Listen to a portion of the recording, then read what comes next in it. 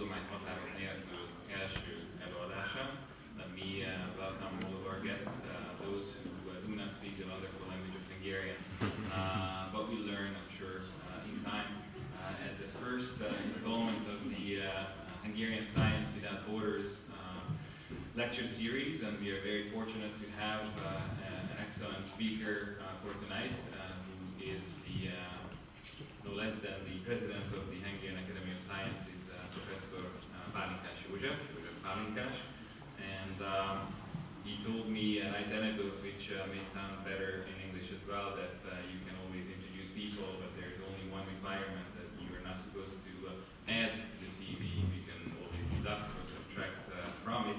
I will take away a good and a very significant part of it, just to be short and just to focus on what is really important tonight. And I will only say that he has graduated with his Master of Science from József Pálinkás University in Szeged in 1977. He earned his PhD at Kossuth University in 1981. He became the Doctor of Hungarian Academy of Sciences in Physics in 1989. Then he later became a corresponding member of the Hungarian Academy of Sciences in 1995, an honorary member of the Hungarian Academy of Sciences in 2004. And in terms of various birthplaces, he started his career as a PhD student in the Institute for Nuclear Physics of the Hungarian Academy of Sciences. He was a postdoctoral fellow at the very cool name Cyclotron Institute at the Texas A&M University in College Station, Texas.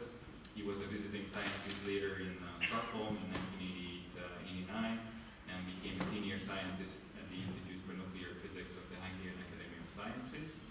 He became a research professor there from 1995, and he was also a director and also a professor of physics from 1995 at the Department of Experimental Physics at the Faculty of Science at Kossuth University in Debrecen. He was president of the Kossuth University, or then what it was called University of Debrecen, in 1996-1997. He then ventured into public life, became a state secretary of education between 1998 and 2001, and then became Minister of Education in 2001, a position which he held until 2002. He became president of the Hungarian Academy of Sciences in 2008, and once that was later re-elected. Of course, he comes from the world of physics, and this is exactly the topic that he will speak to us tonight. Professor, please. Thank you, Ambassador. Welcome, everybody. Well, to talk about physics and some part of physics is not very easy. If we want to make it so that those who are not speaking the language of physics, which is mathematics, they will understand it. So I have chosen the title of my talk, that how physics views the word with capital W, because I'm talking about the universe. And also I would like to just very briefly mention how word views physics. Now, many people, when they encounter physics, they think it's something terribly complicated. And physicists also has their part in it, that this picture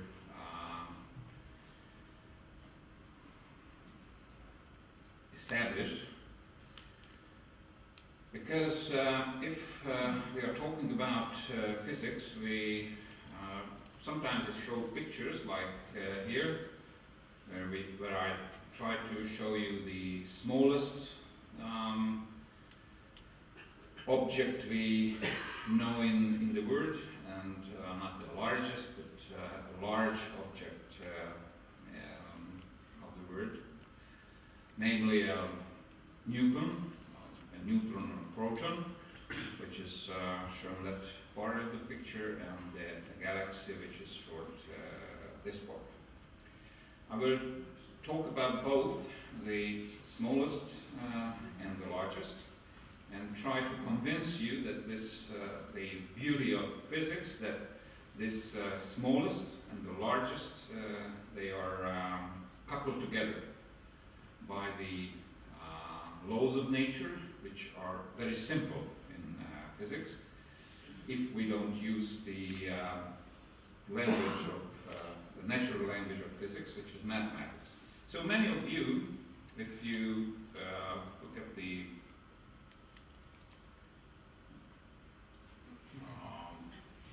things like that, they said, okay, give me a loan. I don't want to hear about it. So this is physics. This is very basic physics, but I will not show you tonight anything like that. When somebody shows pictures like these, then he or she is talking about to a very, very narrow audience.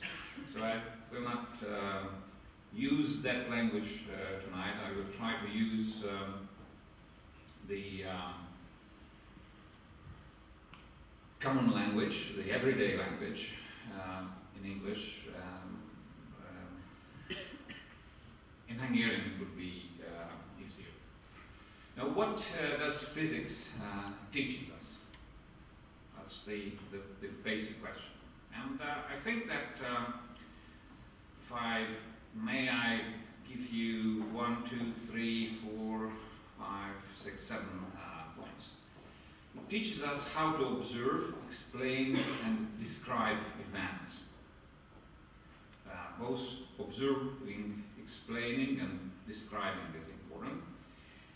It teaches us how to make the observations measurable. Measurable, that's the most important thing in physics. In physics, we are talking about numbers, we are talking about measurements, and not talking about objectives.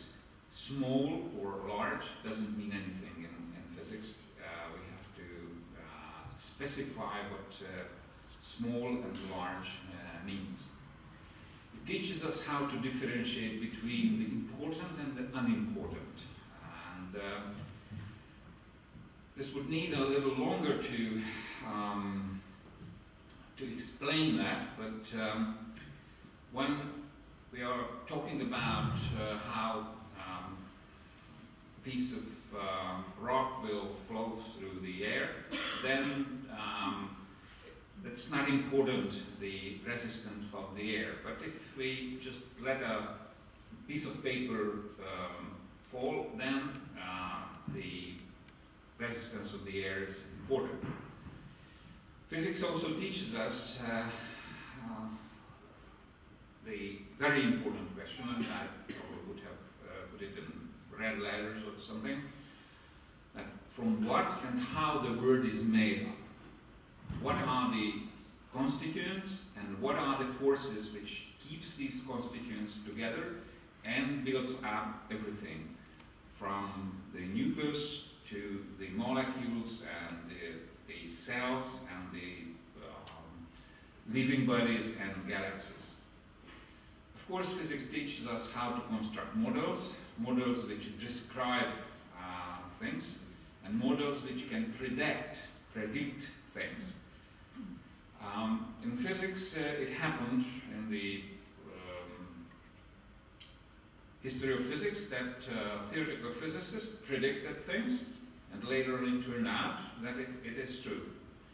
For example, the electromagnetic waves were not first discovered and later explained, but Maxwell predicted, and Hertz, 20 years later, proved that they are electromagnetic waves, and nowadays everybody knows that they are electromagnetic waves. All our cell phones and everything works through the electromagnetic waves.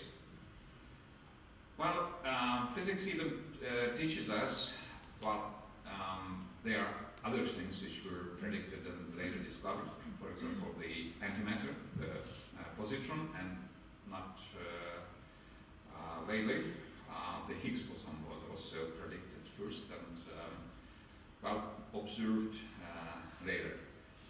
Also, physics teaches us how to observe and measure what we think that is non-observable. For many things, which are in the everyday life are not observable. In physics, we can measure it and can observe it, can give a picture about it. And sometimes physics even teaches us how to imagine the unimaginable, which means that in physics, in many times we work about multidimensional space. Our mind is not able, or my mind is not able, to imagine anything which is not in three dimension. Even in three dimension, we get problems sometimes. For example, I will show you that we can imagine how something is inflating or growing in two dimension, but to see how the world expands in three dimension, that is quite hard to imagine. Now, just to show you that the physics considers or explains things in all sizes in our world. If we look at the smallest, that's 10 to the minus 15 meter, the size of the nucleus, up to 10 to the 22 or 23 meter, which is, if I subtract or add, it's roughly 37, 38 orders of magnitude. And the laws of physics explains, well, most of it. Maybe this part is not explained by the physics. Maybe this part has some problems. Maybe this, but otherwise, these regions and these regions are explained by physics quite precision. Now, well, centuries ago, when there are a few people who got the possibility that they did not have to work hard all day and sometimes night, they could sit during the night and look at the stars and think about it, that how these, what are these things and how they move. They came up with all kind of explanations, some weird, some later on turned out to be true or not true. They even gave names to these patterns at the night sky, but they basically didn't understand the movement of stars, and they, of course, did not differentiate between stars and planets.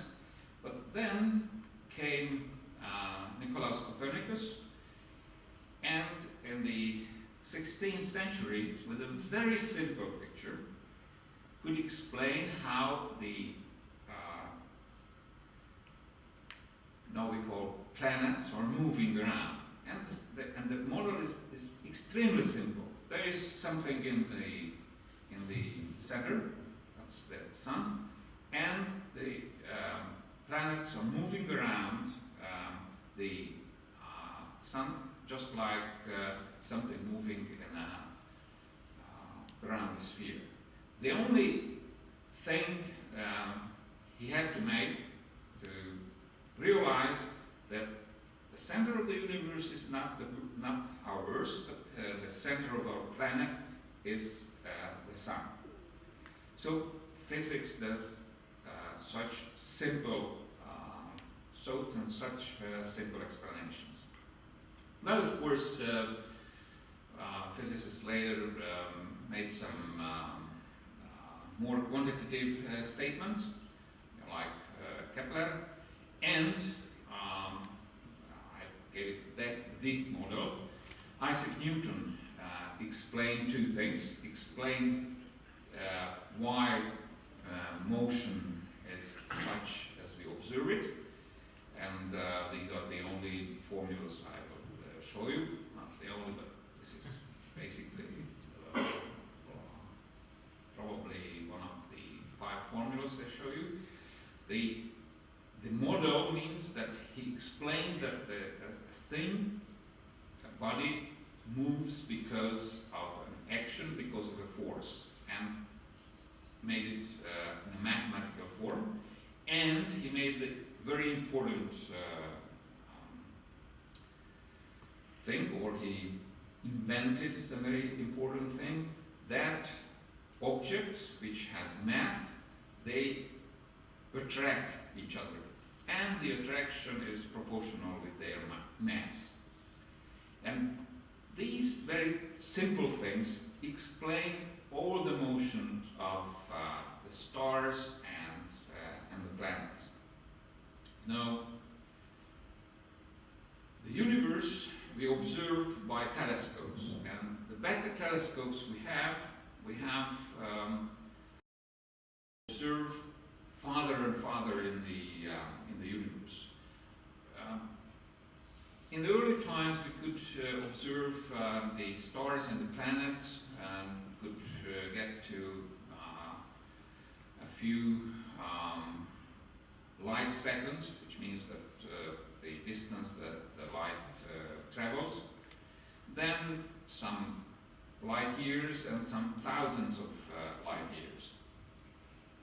Now, that made it possible to observe the planets of the solar system.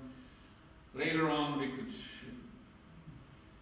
get out of the Earth into the space and see our beautiful Earth from the point of the satellites or the planets, not exactly planets, but the satellites. And we can also observe the large structure of our universe. These are galaxies, and there are a number of galaxies. And if we go to larger and larger picture, we see systems of galaxies or groups of galaxies around us. And right now we think that we know that our universe is about 10 to the 19 kilometer large, and it has parts which are dense, where we have material, and parts which is empty space. Now, why is that? Is that was that way all the time, or the universe has a development, or there is a change in the universe? Well, the answer to this question that yes, there is a change in the universe. In the 20th of the 19th century, Hubble noticed that all the objects in the universe are receding. They are getting farther and farther away. So if we are standing at a point in the galaxy that everything is going away from us, and the speed, the receding speed, is proportional with the distance of the galaxy. So if a galaxy is farther away, then it moves faster away from us. Well, the ratio of the speed and the distance, that's a constant. It's called the Hubble constant. At least Hubble thought that it is constant. They measured that, and from this simple measurement, they could, or physicists could, calculate the age of the universe. Now, how we imagine this expanding universe? I cannot show that in 3 dimensions. I can show it in 2 dimensions. If you explain a balloon, and if you think that on this balloon 2-dimensional species are living, and if you blow up the balloon, then all these 2-dimensional species will see that every one of them is going away from the other. To make it in a picture, these are the species, 2-dimensional species of that on that balloon, and if this balloon blows up, then of course these objects are getting farther and farther away from each other. And measuring this this constant, which is called Hubble constant, nowadays we know that the universe is roughly 13.7. Just recently, a new discovery made it a little more accurate. 13.78 times 10 to the 9-year-old. So that our present knowledge that the galaxy, our world, started from one point in a space. It's hard to imagine, but the whole galaxy was concentrated in a very, very tiny point in space, started to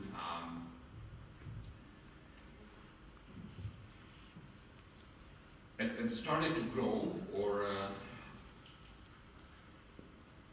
and from the age of the universe and the speed of the light, we can calculate the size of our galaxy. Now, there is another important discovery in the 20th century, that was in the 60s, that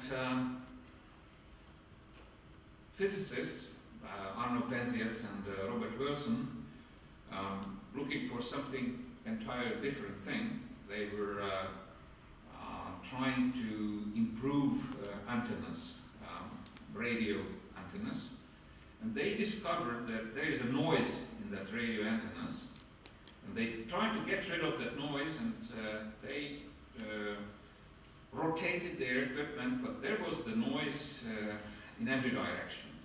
And from that came a very important discovery that there is a cosmic black-body background radiation from every direction of the universe.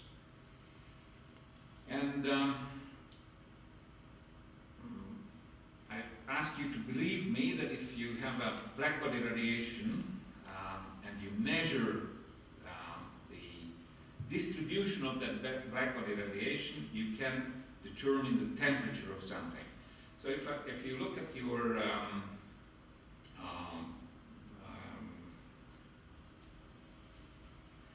home and you look at the fire, then from the color of,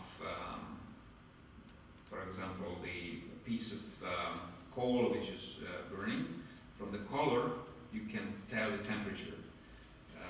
Same way, from the color of the light, you can tell the temperature of the light bulb, not the light bulb, but the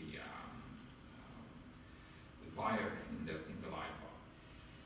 So, from that simple discovery, they could measure that the temperature of our universe is 2.7 Kelvin, which is then cold. It's 200 minus 269 Celsius. And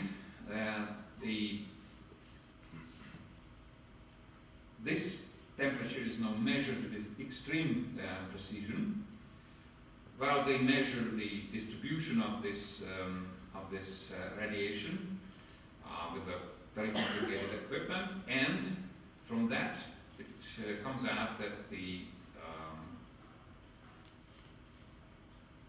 temperature of our universe is 2.7 Kelvin. From that, I want to go back, it goes. But the question is that really this temperature is absolutely the same in every direction. And it turns out that not, and this is quite recent discovery, that the spatial distribution of the cosmic black body radiation is not uniform, and this change in uniformity can explain how the galaxy evolved. Now, back to the size of our world. From these two simple observations, one that the galaxies are receding, the other then there is constant temperature of the universe, but there are fluctuations in that temperature. We can explain how the universe evolved. But how does it start? What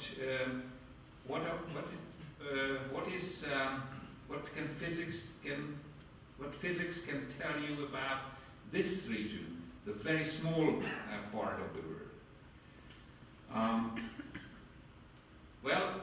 The question is that these are just details.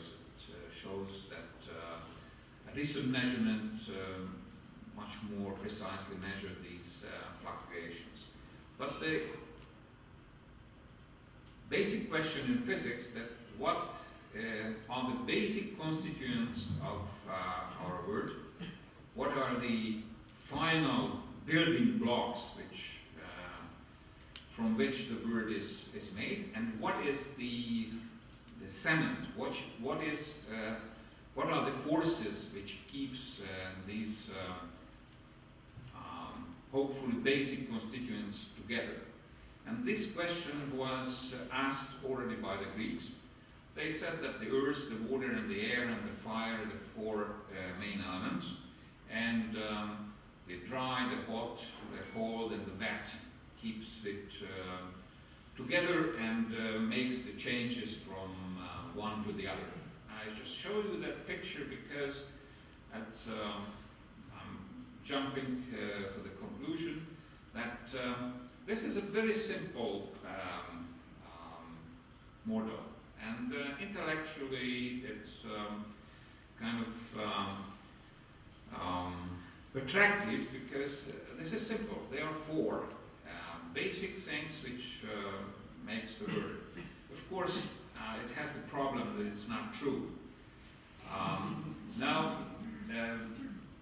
Still the Greeks, Democritus, said the world is empty space in which tiny, undividable, I underline it, undividable atoms compose materials.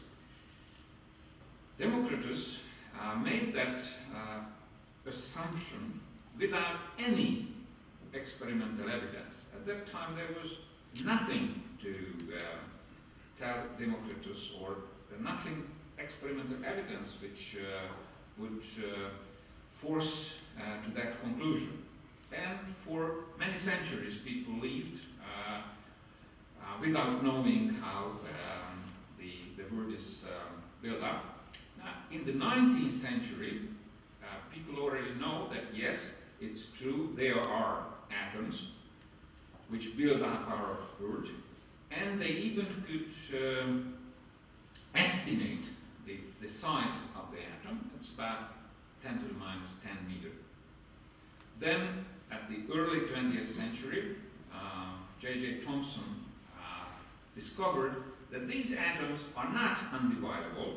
In fact, there are electrons, negatively charged particles in the atom, and there has to be some positive charge, but he didn't have the slightest idea how this positive charge is in the atom.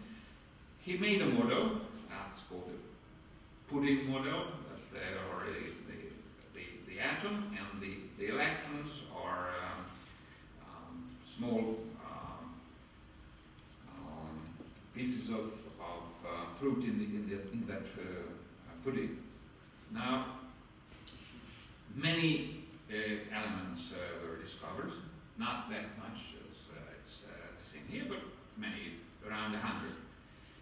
And that was the time when people, physicists, thought that the world is made up of roughly 100 different constituents. They could determine their properties. They put them in tables and could explain nice things about the world. And this model, intellectually not very appealing, because if you have 100 constituents, then the world is very complicated. But this model is true. These are basic constituents of chemistry, but not physics. Then came, in the end of the 19th century and the beginning of the 20th century, when we could look into these atoms and discovered that the atom has a nucleus and electrons around this nucleus. And this microword or nanoword or octoword is discovered and investigated by large particle accelerators, where we accelerate particles nearly to the speed of light. We let them collide and see what happens. It's like somebody's playing with something and can hear that something is inside. So how do you see? If you cannot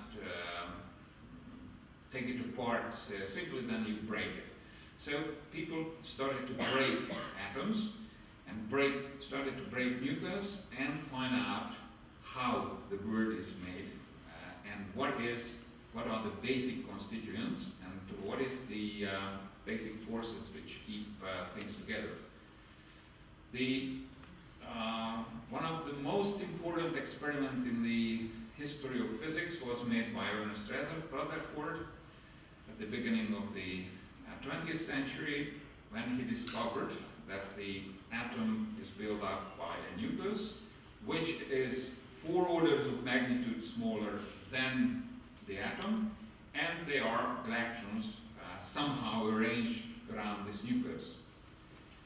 Then, of course, it was very easy to take the planetary system and think that, okay, the nucleus is the sun, and the electrons are the electrons are going around like planets, going around the nucleus. Well, this is a simple picture. The unfortunate thing is that it's not true. People try to explain that. For example, Niels Bohr made a very important assumption. He assumed that the angular momentum, you don't have to know what the angular momentum is, some physical property can be only in discrete numbers. It's not continuous. It can take only discrete values. Now, again, if you imagine that we are living in a world, we go to swimming, and I think most people don't think that water is made up of something, molecules. It's a continuing thing. In physics, until the 20th century, people thought that energy can change continuously. Everything can change continuously. And the real great discovery and the change of paradigm, that everything in our world is discrete, which means that it can take only certain values. These values sometimes the difference is so small that we don't observe it, but if we look at the atoms, then we have to take that into account. This is the quantum model, which I have to mention Werner Heisenberg and Erwin Schrödinger.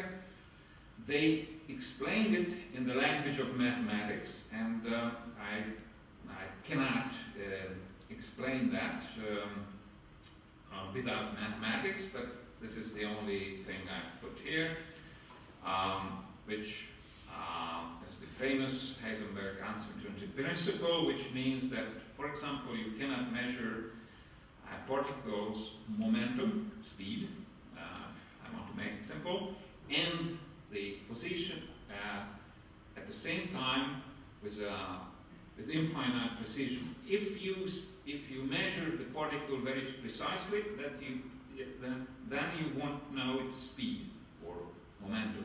If you measure the momentum of the particle or the speed of the particle, you don't know where the particle is. This is again something which is so uncommon. It is so contradictory to our everyday experience. If we throw a rock, a piece of rock away, then we see it moves, and we suppose that we can tell every moment where it is and what is the speed of it. In the micro world, in the world of atoms, you can't do that. And this is the very basic principle of the quantum physics. Now, if you have children, sometimes they ask questions, and if you're an atomic physicist, like I started my career in atomic physics, then he or she can ask that, if you please draw me an atom, and you probably all recognize this is from the famous book of Saint-Exupéry. Well, then if you want to be honest, then you say that, well, yes, I can try to draw you something. It will not be a drawing which don't need your imagination. You need to think about that picture. If I draw an atom, it will be something like that. These are not particles. These are just showing you how the electrons are distributed in the atom. And this is, again, something which hard to explain. It's easy to write formulas that the electron here is distributed on a sphere, but you cannot say that the electron is here or the electron is here. You can say that the electron there is an equal probability that you will find the electron here or will find the electron here. But there are some other electrons, for example these red ones. These are this you can find mainly here. You will not find them here, but some other electrons, these green ones, they are mainly here, and you will not find them here. So, in the atomic physics, we are talking about probabilities, people don't like probabilities, especially in the everyday life. We say that there is a probability that something wrong happens, and people are getting very nervous. The famous story that during the Manhattan Project, General Gross asked Edward Teller that they were talking about some possibility of that something happens, something wrong happens, and General Gross asked Teller, Professor Teller, is that possible? And Teller told him that, well, yes, it's possible, but the probability is the same as all the oxygen molecules are going under the table, all the nitrogen molecules are going above the table, and we are dying. And then General Gross said that, well, then stop it. And somebody explained him that, well, look, General Gross, Professor Teller wants to tell that it is absolutely impossible. So in physics and in atomic physics, we have to think about probabilities. I'm not going into that detail, which I wanted to show in that picture. But when we describe the motion of electrons in the atom, then the next step that we want to investigate the nucleus of the atom. Now, that gives nearly all the mass of the atom. The electrons are very, very light particles. Their weight is very small. The mass of the atom is mainly the mass of the nucleus. Now, how the nucleus is built up.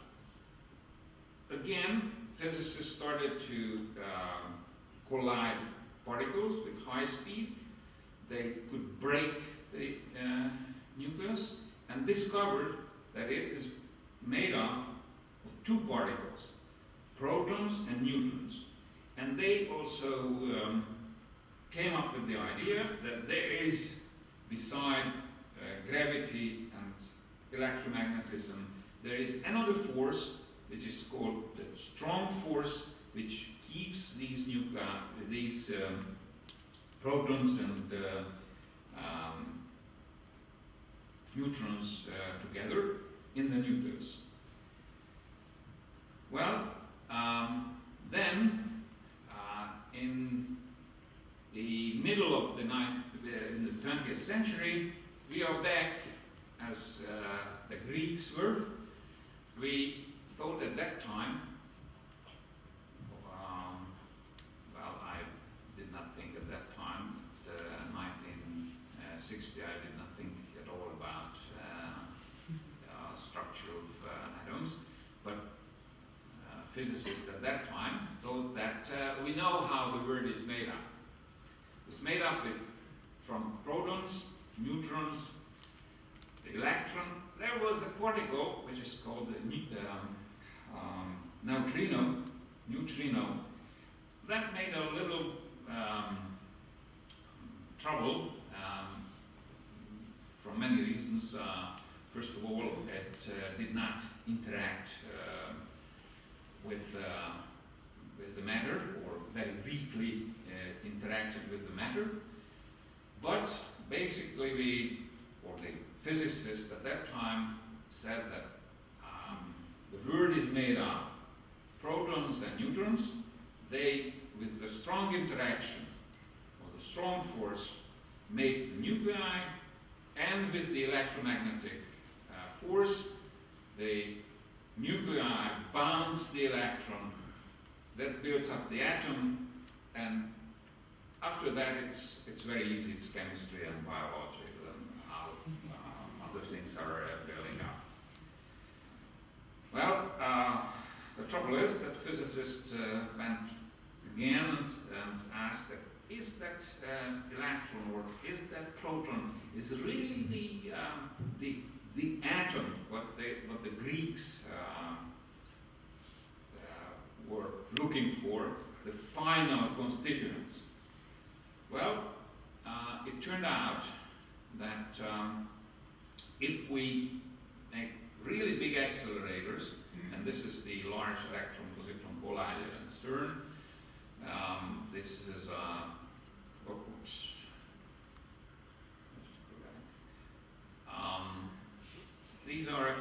this is a 27-kilometer tunnel, 100 meter deep, and particles are running around in this tunnel. Magnets are keeping them on an orbital, and certain points, these particles at that time, in the 1980s, 1990s, electrons and positrons collided, and new particles created.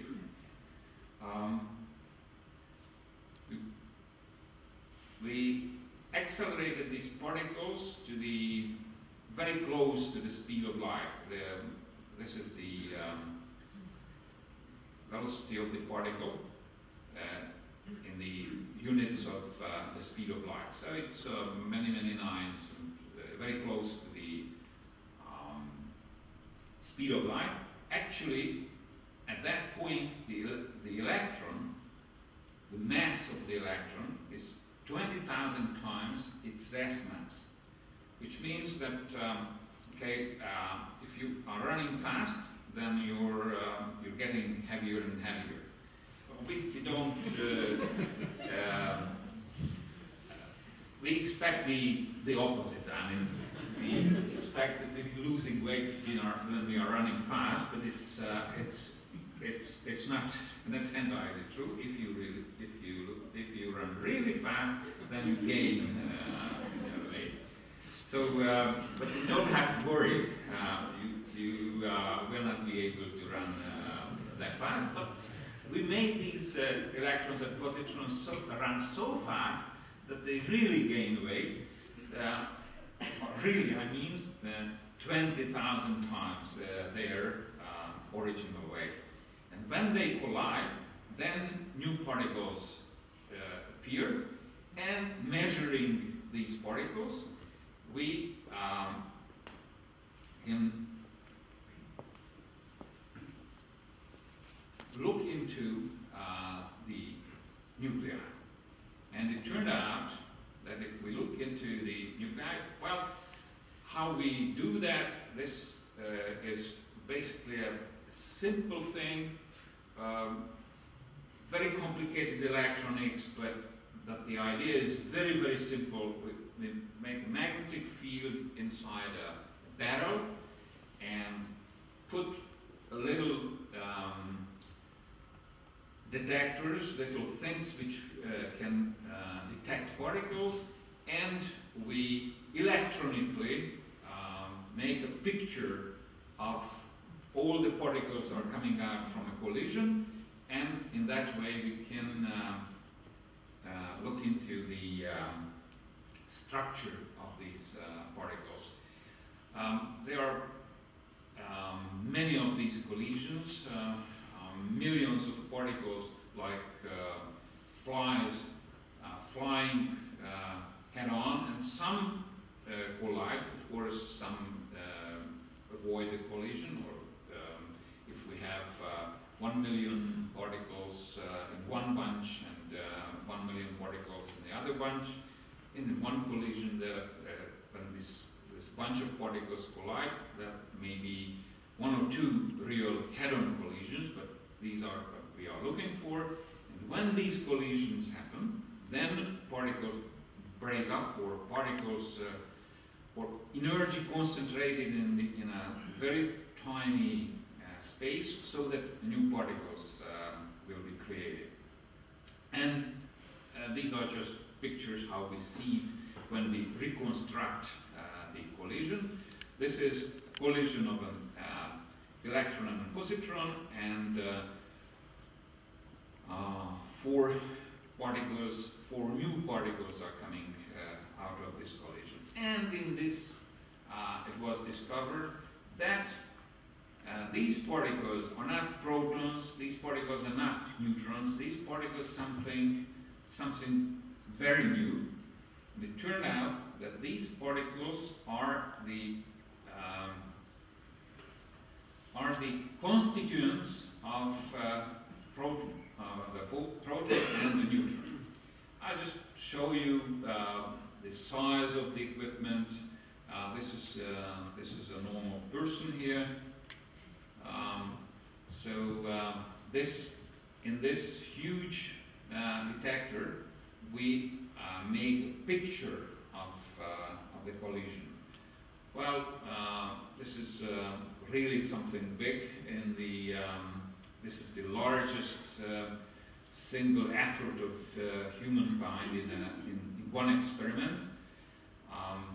On this detector, probably 4,000 people worked together. We don't know each other, all of us. Sometimes we publish papers and we don't know all the people whose name on the article. It creates some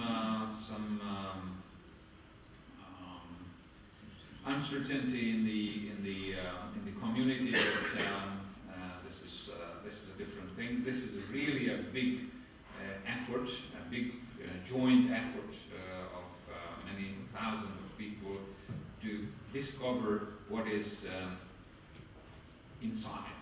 And we got the picture nowadays that again we are back to the picture what the Greeks proposed.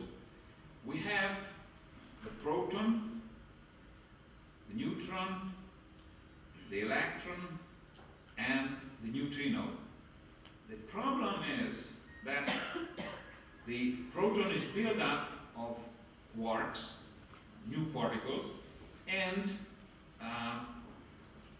from the very beginning we thought that there are two quarks, we call them U and D, and protons and neutrons are built up of that two quarks. So we have two quarks, an electron and a neutrino. These four constituents is still reasonable. It turned out that to really explain the world, we need more particles, and these more particles were discovered. Altogether 6 quarks and 6 other particles, we call them leptons, and the name comes from they think that the electron is light, so the electron and the neutrino were named leptons. Later on, the muon and the tau neutrino, or the muon or the tau lepton is much heavier than the proton, but anyway, it's called leptons now. So our word builds up 6 quarks and 6 leptons, and 4 forces, the gravitational force, which doesn't play any role in the atomic scale, at least we think it now, may turn out it's not true, but right now, we are very confident that the gravitation doesn't play any role in how the nuclei are built up. But basically the picture is simple. There are 1 type of particle, 6 other type of particle, and out of that all the matter can be built up. And our world nowadays, what we see around us, it builds up from 2 quarks and an electron and a neutrino. The others we create in the accelerators, and we need them to precisely explain things, but in the everyday life we don't really need them. Now we are going further and further to explain why the particles, electrons and the quarks, they have mass. when they were discovered, when Thomson at the beginning of the century discovered the electron, he was very happy that he could measure the mass of the electron, and he didn't even ask that why is the mass of the electron such as he measured. Now physicists ask that why particles have mass. What is the origin of mass? And the explanation to the origin of mass, that what we think that it's vacuum, which means there is nothing in it, there is a very special field, similar field in the sense like electromagnetic field. It's entirely different from the electromagnetic fields. That's called the Higgs field. And particles moving in that Higgs field, they acquire mass. And this mechanism, how particles acquire mass, that's called the Higgs mechanism. The mathematics, again, very, very complicated, but the math, if you do your math right, then it turns out that there should be a particle of that Higgs field. And now, at the Large Hadron Collider in CERN, we are looking for that Higgs particle, and we think that already at the starting phase of the experiment, we observed that Higgs. In the Large Hadron Collider, we make particles, protons collide, protons going around in that ring, in one magnet in one direction, in the other magnet in the other direction, and at 4 different points at this large accelerator they collide. And the final energy will be 7 tera electron volt, which means many thousands times of the rest mass of the protons. These particles are going in these tubes, times here, and at the protons going in one direction in this tube, in the other direction in the other tube, at a certain point they collide. And also we try to create that part or that physical situation which was at the beginning of the universe, which we call the Big Bang, and to produce that circumstances, we also let very heavy nuclei to collide in that accelerator. For example, lead atoms. Well, not really atoms. These are lead nuclei. The electrons are taken away from the lead atom, and just the nuclei accelerated and let it collide. And when they collide, then the temperature in that collision is so high that it is getting close to that temperature when this so-called Big Bang, I'm not saying that the creation, but the very early stage of the universe, the material and the material was very hot at the very beginning, or at the very early stage of the universe, and we try to recreate that early stage. Have these 2 nuclei collide, and thousands of nuclei, or thousands of particles are coming out, and this stage of matter called the quark-gluon plasma. The gluon is a nickname made by physicists for the particles which keep the quarks together. And these gluons are the name comes from the glue in English, which bonds the quarks into the nuclei.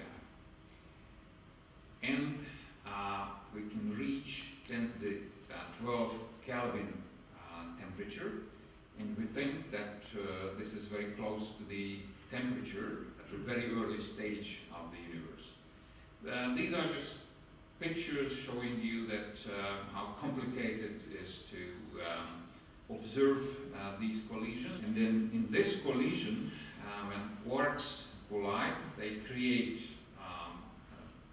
different particles, and they observed from that collision that magic particle, the Higgs particle, which proves that this Higgs field exists and gives mass to the particle. The particle requires mass moving in that Higgs field, and they are just different artistic pictures of what's happening in such collisions. Now we think that we know from the first 1 billionth of a second how things are happening in physics, how the quark gluon plasma behaves. We know how nuclei are formed. We know how atoms are formed. We think that we know how galaxies are formed, and we know how the universe is expanding. We don't know much what happened before the 1 billionth of a second, whether the laws of the physics were the same or not. This is still a question. Just one thing.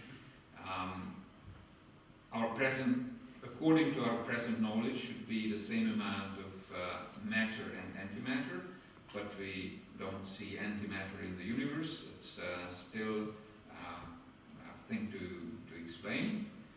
And if our universe is expanding, then there are different possible scenarios. Whether it will expand for a time and then contract again, or it will expand forever, but expand slower and slower, or the universe is expanding with a growing expansion speed. Just recently, and from the observations of those small inequalities in the background radiation, we are quite sure that our universe is expanding with an increasing speed, but we don't have to worry. Our universe will cool down even more, but it will take at least 10 times 10 to the 9th year, so we are quite safe, but we believe now that we can explain the expansion of our universe from the very beginning of the Big Bang, which in a physical sense is the starting of the evolution of the universe. And that's it. Thank you for your attention. I hope I did not bore you. Thank you.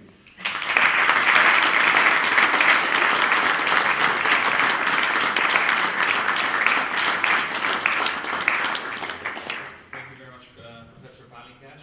This is certainly mind-boggling in a way, but I'm happy that there is still no explanation from the very, very, very first part of the second. So there might be people who would like to ask questions either in Hungarian or in English. If there are any questions, please. There are a couple. First there, in the back. I will try to explain it in English, and if it's a problem, then in Hungarian. So my question would be that if by observing an entity, we implicitly define what the results will be, like if we observe an electron, then we cannot see at the same time the position and velocity. Isn't it a possibility that, by the way we observe these very small particles, we implicitly define what the results will be, and if we would analyze them in a different way, we would get to different theories that would just as much explain what is around us? Yes, I think so. The answer is very simple. Yes, I think so. Those of you who were trained in physics heard several times during your studies that matter has a double behavior. It behaves like, sometimes it behaves like waves, sometimes it behaves like particles. I always tell my students that it's nonsense. Particles behaves as they, or the world behaves as it behaves. Our thinking, our mind, our notions, our thinking is coming from our observations. We observe things from which we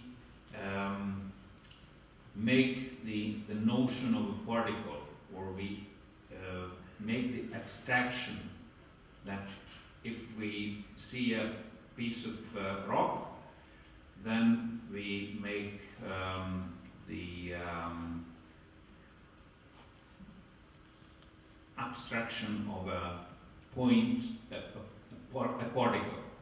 Now, if we see the waves of water, then we have the notion of wave. So we introduce these notions and we use them.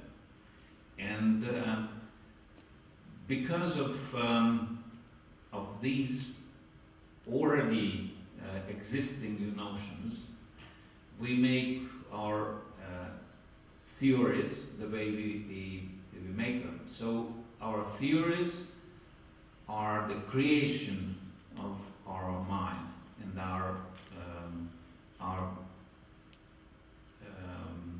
observations.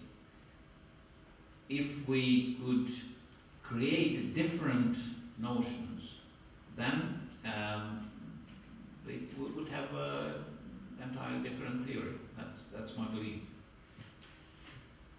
We can't say that it would be, because we did not create new notions and new theories, but with the present notions, we can describe the world as we describe with our theory.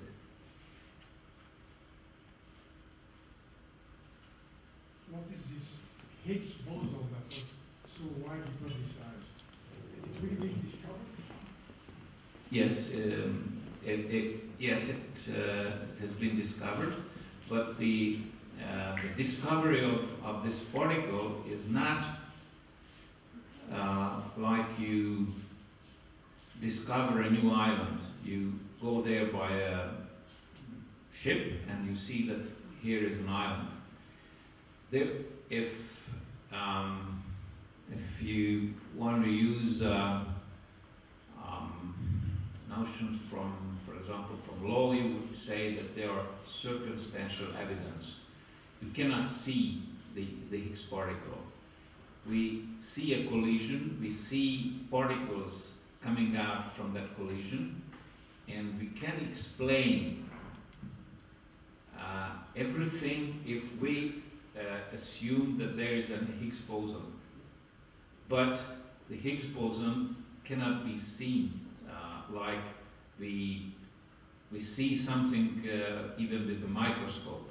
So this what really makes that region of physics, or that part of science, very different. That we don't really see the Higgs boson, like even Thomson could see the electrons, small flickers on the screen. But with the Higgs boson, what we do, we analyze all these events, and everything is in accordance with the assumption that there is a Higgs field and there is a Higgs boson at that energy. In that sense, yes, we discovered or we observed the Higgs boson. Now, there are many questions that, for example, is this the only Higgs boson, or we know that it's a so-called spin, which is those of you who are not trained in physics, spin is the angular momentum of a particle, but not because the particle is moving around. It's an inherent thing of the particle. We know that the spin of that particle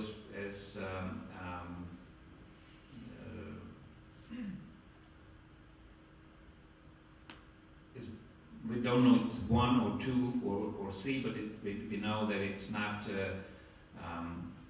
1/2 or 3/2. This is because this is why we call it a boson. But we, for example, don't know the angular momentum of the particle. So there are many things which are still not clear, but the thing that we observe the particle which has all those things which was predicted that this is the Higgs boson. This corresponds to that prediction.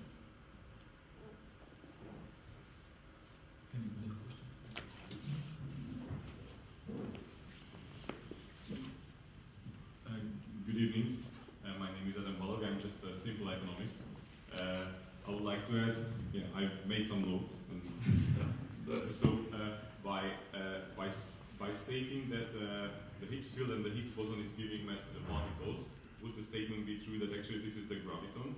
And the other question, which I know would worth a Nobel Prize to answer, but where does the string theory come into the picture, and if it's compatible with what we have heard so far, or it's completely different? Thank you very much. The string theory is different. This is what I told you tonight. This is the so-called standard model of the particle physics. Now there is a competing model, the supersymmetry model, which supposes that every particle has its supersymmetric partner. So that for the top quark there is a supersymmetric particle, and that gives all kind of predictions, but those predictions can be investigated at such a high energy that right now we don't really have any hope that we can verify the prediction of that theory. Maybe at the higher energy at Large Hadron Collider, but something new and unexplainable we observe, and I must admit actually that doing all this work to see the Higgs boson is exciting, but the really exciting thing would be if we see something but we don't have the slightest idea what's going on. That's the real thing. And while we not always admit that, but we in the bottom of our mind or heart, we hope that we see something which we can't explain, and that would open up a quite new regime for particle physics. I don't think that the Higgs is not the graviton. The graviton is just those of you who don't know what graviton is. In the electromagnetic field, the interaction between the proton and the electron is described by the exchange of the force-carrying particles of the field. In the electromagnetic field, the force-carrying particle is the photon. The name of photon is very well known to again, previously there was a big fight between Huygens and Newton whether the light is particle-like or wave-like. For a while, Huygens won because in the very famous experiment of Young, it turned out that the light behaves like waves. Later on, it turned out that some experiments can only be explained if we suppose that the light behaves like particle, and the light particles we call photons. And to copy that, the force-carrying particle of the gravitational force called gravitons. We never saw any of those gravitons, and we don't have the slightest idea how to include gravity into quantum mechanics. So there is no quantum theory of gravitation. For the other three interactions, the electromagnetic interaction, which in the times of the Greeks were supposed to be electric interaction and magnetic interaction, turns out it's one, it's electromagnetic. The weak interaction also included into the theory and we call it electroweak interaction. And the Standard Model describes the quantum theory of the strong interaction. It's called quantum chromodynamics because of, well, I don't get into that. But gravitation cannot be included. So there is no quantum field theory for gravitation. There are many people working on that, but so far not much progress on that. Any other question?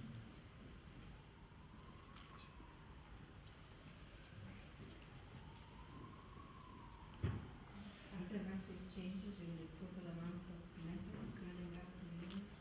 Sorry? Are there massive changes like gain of matter or loss of matter running up to the universe?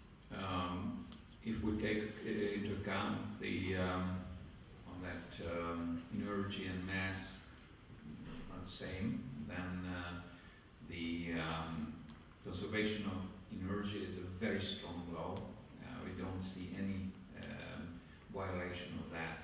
So mass can produce energy, and energy can produce mass, but the total amount of mass and energy, that's unchanged. But I could not get into that. Would be another lecture. That right now, if we try to explain the universe, then the matter which we observe, that adds up only 4 or 5% of the mass of the universe. Another 25% is the so-called dark mass, which we don't see, and the rest, roughly 70%, that's physicists call the dark energy, which means that we don't know anything about it. We gave it a name, but we don't know what it is, what are the laws which governs that. So we know a lot about our world, but that whole universe we investigate, that's just roughly 5% of the total mass and energy which is in the universe. You know, the very famous Einstein formula that the energy equals the mass multiplied by the square of the light velocity of light. That makes an equivalence between mass and energy. And when I was talking about positrons and electrons colliding, two very light particles, positron and an electron collides, and very heavy particles are created. So that if energy is concentrated in a very small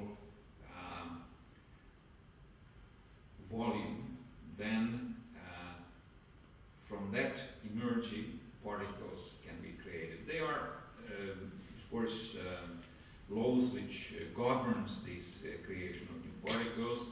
For example, the charge has to be conserved so that you cannot create just one electron. If you create an electron, then you create also a positron, so that the total charge will be conserved. But you can create matter out of energy, and if, for example,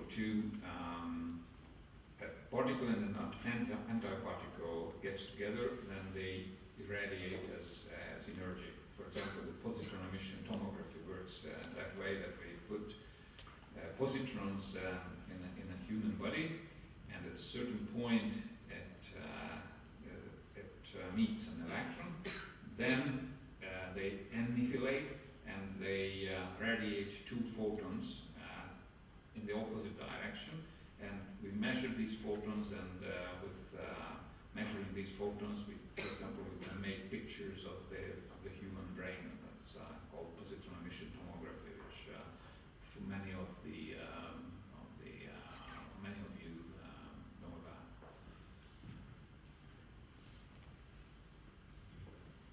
First of all, I'd like to thank for the presentation, and second, so I do respect all the effort was put into CERN, though I really don't understand all the little details. I don't understand all either. So, sorry. So, first of all, I would like to thank for your presentation, and then second, is it possible, or is it planned already in the CERN that smaller particles and electrons are accelerated, and then so just What are the further plans you mean in CERN? accelerated, and then there are so is it possible to discover even smaller particles or even smaller constituents than like Higgs boson or something like that? So indeed, what is the next plan? Well, the next plan is right now the accelerator is stopped at CERN. It will be there will be a planned maintenance. That accelerator is really a complicated thing to run. You just imagine that you have a bunch of particles. You put them together so that there will be 1 micron. So that the bunch of the particles, there are millions of particles in that. We call that bunch. And you have to be able to shoot these 2 bunch of particles with 1 micron precision in that 27-kilometer tunnel. So if you accelerate them at a certain point, you will try to make a collision between the tips of 2 needles. It's quite tricky, and needs a lot of engineering and a lot of calculation, and the equipment has to be in absolutely perfect condition. So for 2 years now, there will be standard maintenance on the accelerator. Then we will start the accelerator. And so far, we reached only 4 TeV energy, just roughly half the final energy. So we will raise the energy to 7 TeV, and we will see what happens. I mean, not what what happens with the accelerator, but what happens in the collision. Maybe something happens with the accelerator. We certainly wouldn't like that. 2 years ago, there was something happened with the accelerator. Now, we are quite sure that the electrons and the others that I call leptons, they are elementary particles in that sense that they are no structure. They are pointless. They are point-like, which means that they don't have a size. Again, something, how you imagine something which doesn't have a size. I mean, you call it particle, but it doesn't have a size. These are the things which I referred to at the beginning of my talk, that we are sometimes trying to imagine the unimaginable. Can't really see or imagine something which we call a particle, and it does not have a size. The electron does not have a size. The proton and the atom has a size, so there the particle is completely a good notion. Now, whether we discover new particles or not, my guess is that we won't, because the so-called standard model is so perfectly describes things, and there are other circumstantial evidences that there are no more leptons and no more quarks. If we observe something which we can't explain, then maybe we are entering in a new regime of physics, where we have to invent new theoretical tools and new theoretical explanations. I wouldn't exclude that, but right now it seems that everything works as we think it works. As I said, it is exciting to do such an experiment, but to see something which we cannot explain, that would be really exciting. But I don't have the slightest idea whether it will happen or not.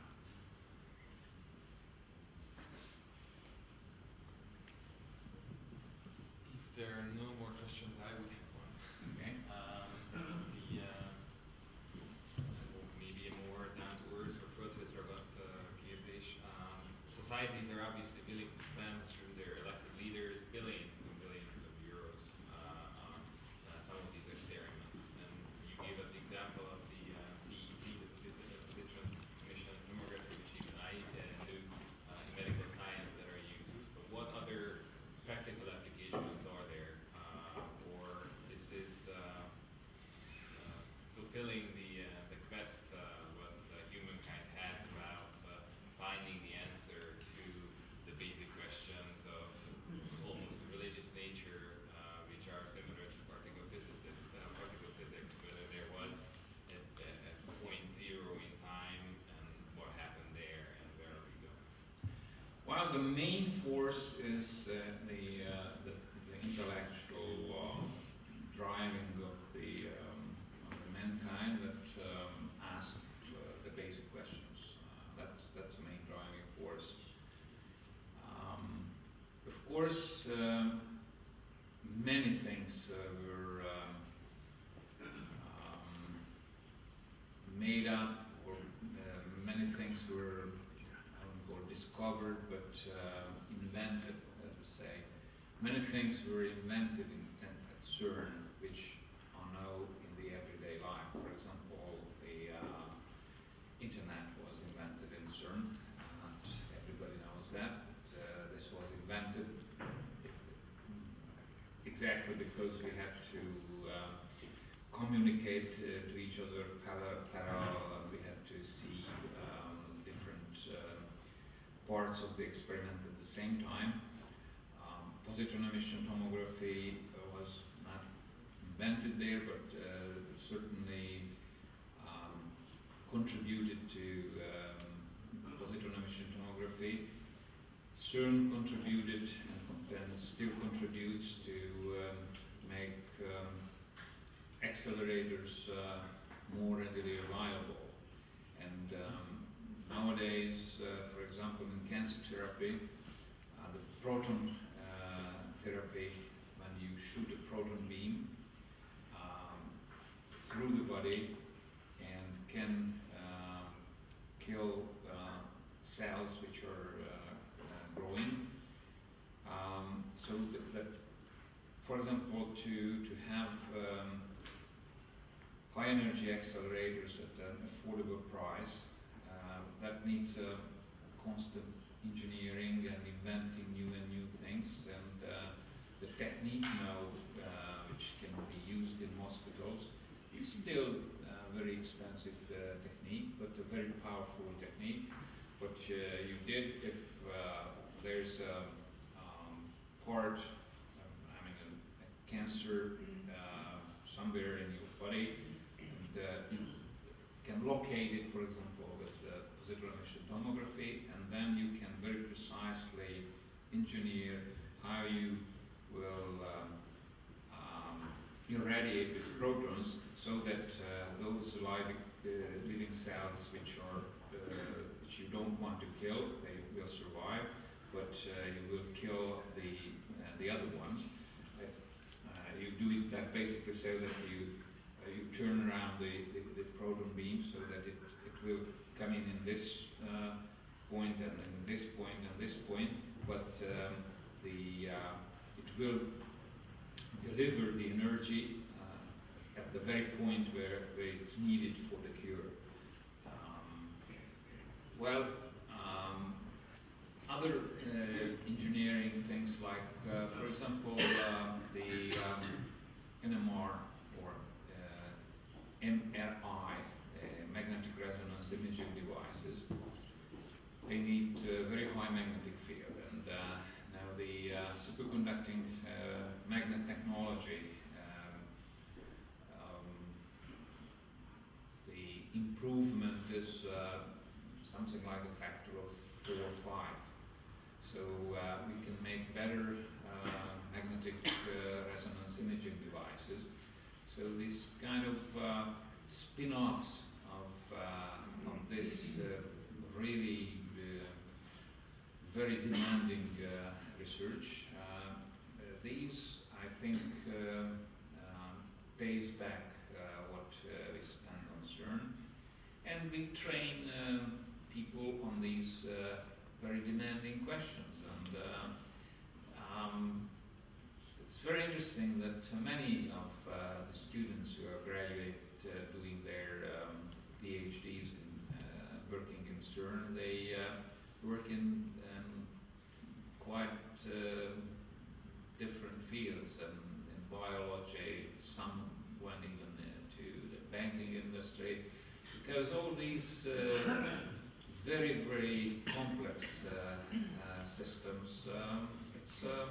it helps modeling things which we really want modeling. So this is a complex situation. We can't say that if we discover something in CERN, then that single discovery paid off what we spent on that experiment and spent on the whole thing. But if we add these all up, I believe that it pays back. Now, for particle physicists, the real big problem that what happens after CERN.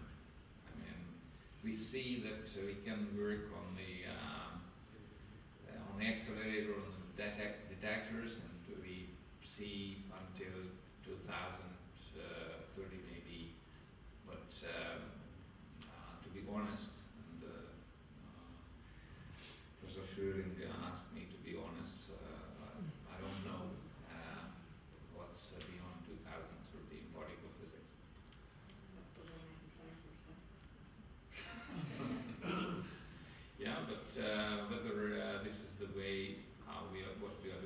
CERN, or we have to go to other kind of observation, for example, observing the background radiation, or go other kind of observations or experiments in physics. That's still a question, because in astrophysics there are other type of experiments and observations. Nowadays we call part of this research as astroparticle physics, because astrophysics and particle physics are coupled in that sense. But they are very exciting experiments in astrophysics, which are not astroparticle physics. So we don't know whether CERN will be the answer or some other